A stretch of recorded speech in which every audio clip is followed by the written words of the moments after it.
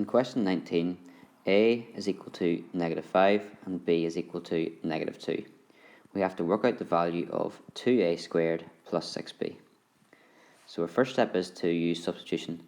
Substitute what a is and b is without doing any calculations. So we write down it again. Instead of a, we write down -5, and instead of b, we write down -2.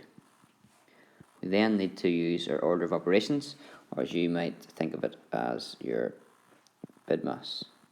So brackets first, then indices, your division and multiplications, and your additions and subtractions. So there are no calculations to be done inside these brackets as such. The brackets are just to indicate the negative numbers inside. So no brackets. Indices, we have an indice here. The -5 is squared.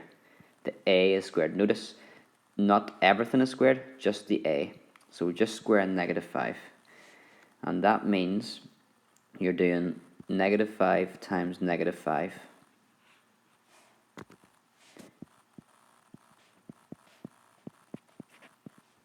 Just wrote that out again just to make it clear. You're multiplying a negative by a negative, and that will then give you a positive answer. Okay? So now all the indices are gone. There are no divisions. Multiplications are next. So when these numbers are beside each other, 2 and 25, they mean multiply. And 6 and -2 together mean multiply. 6b means 6 times b. 2a squared means 2 times whatever a squared is, which was 25. So we do 2 times 25 is 50.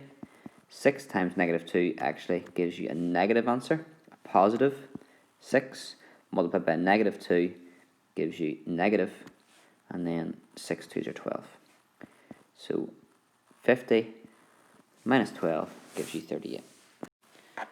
Okay, before we start question 20, we should say this is a challenge question. It's just in there to really push and to challenge people who have got really far in their revision. You wouldn't be asked or expected to answer this in year 8.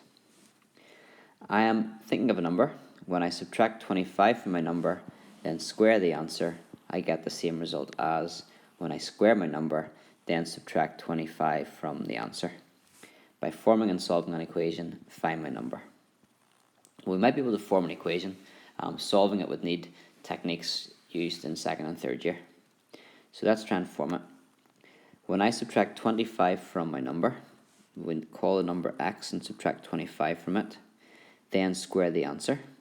Well, the answer to that, you'd have to get whatever that is and then square it. So that's why you put it in brackets.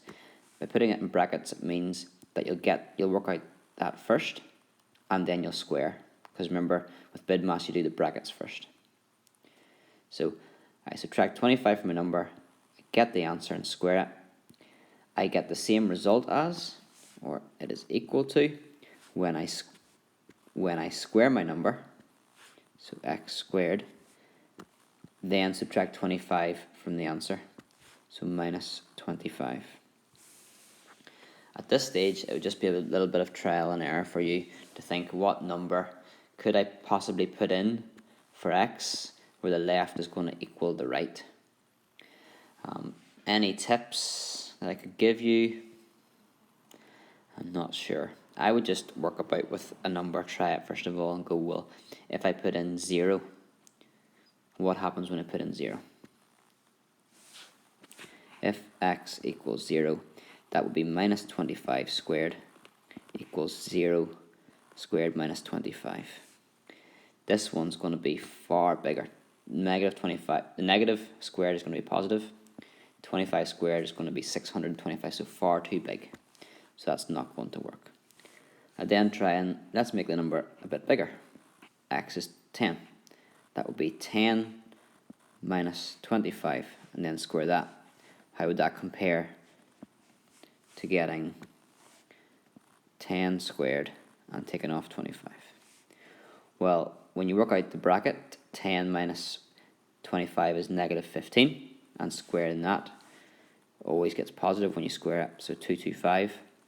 And then the right hand side, you've got 100, take away 25, which gives 75. So it's still too big. But what you can see is it's getting closer anyway. This was 625 and negative 25. This is 225 and 75. I think it works out that if you make it 13, it works out. So that means that 13 minus 25 squared must be equal to 13 squared minus 25. Let's check. 13 minus 25 is negative 12.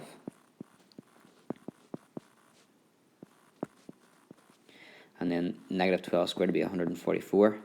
And is that equal to 169 minus 25? Yes, it is. Now, don't be worrying with that question. I'm just giving you a solution just to so you know what the answer is.